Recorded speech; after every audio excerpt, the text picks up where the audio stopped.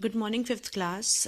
So, hope you all have done the work which I have sent you yesterday. That was essays which I have asked you to write and learn.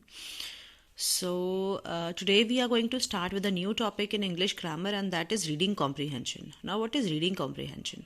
What we do when we read chapters in English, when we read chapters in English in our English reader book, what we do? We read the chapter, and then what happens? We read the story, and then the chapter asks you to answer few MCQs, that is multiple choice questions, or other long questions. So they ask you questions, right? And you have to answer those questions from the book which you have, from the story which you have read. तो आपको जो story आपने पढ़ी है उसमें से answer लिखना होता है, राइट? आप अपने आप आंसर बना के नहीं लिख सकते हो until unless the your perspective have been asked by the question. Alright, तो आप उस स्टोरी में जो भी आपको समझ में आता है उस स्टोरी के थ्रू आप आंसर लिखते हो. So that is a reading comprehension. और रीडिंग कॉम्प्रीहेंशन क्या होता है? रीडिंग कॉम्प्रीहेंशन वही होता है, it is an important aspect of learning any language. Reading comprehension enhances reading skills and analytical power of the student. तो ये क्या करता है? ये एक तो रीडिंग स्किल को इम्प्रूव करता है, मतलब आपकी पढ़ने की स्किल को इम्प्रूव करता है, और किसको इम्प्रूव करता है? आपकी analytical power.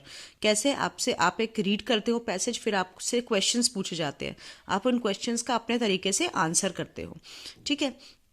So reading comprehensions are very important. जब आप बड़े हो जाओगे, आप कंपेरेटिव एग्जाम्स दोगे, तब भी आपके एग्जाम्स में जो है वो रीडिंग कॉम्प्रीहेंशंस आया करेंगे.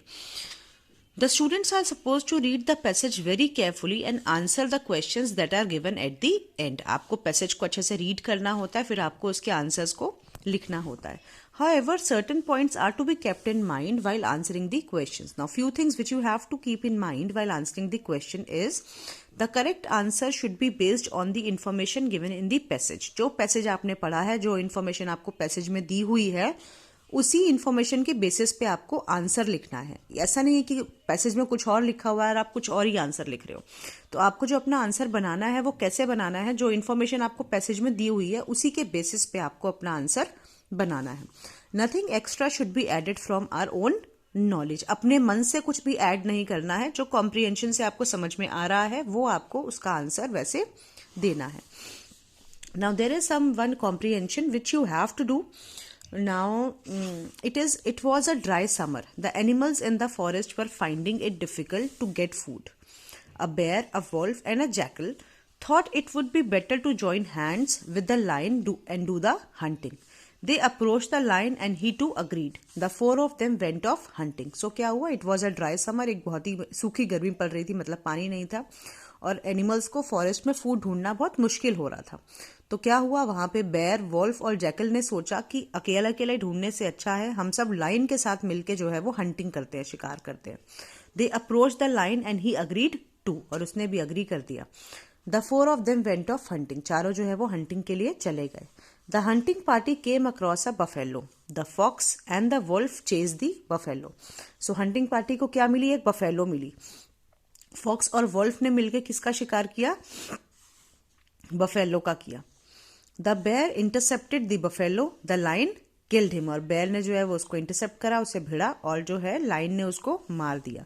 The fox made shares out of the buffalo. When they were about to take their shares the lion rose and said, well friends, the first share is mine for my leadership. The second share is mine for it is I who killed. The third share is also mine for I need it for my cubs.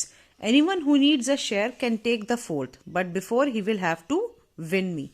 All the three left the place without a single word. तो lion being lion, उसने क्या बोला? वो जोर से घुराया, ग्रोर करा उसने, और उसने बोला कि पहला शेयर मेरा है क्योंकि मेरी लीडरशिप थी, मेरे साथ तुम लोग जो है वो शिकार करने गए.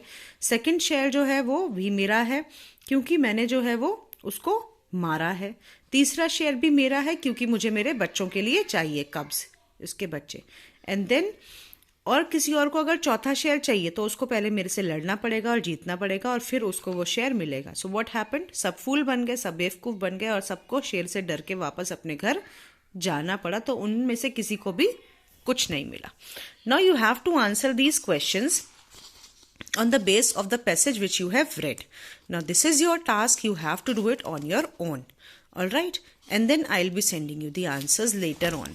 Alright, maybe the language which I'll write for the answer may differ from the language you have written the answers in, but that's okay, that's fine, until and unless your English is correct while writing the answers. So you have to do these answer on your own, and then I'll be sending you one more passage which you have to do. All right, so this will be your homework.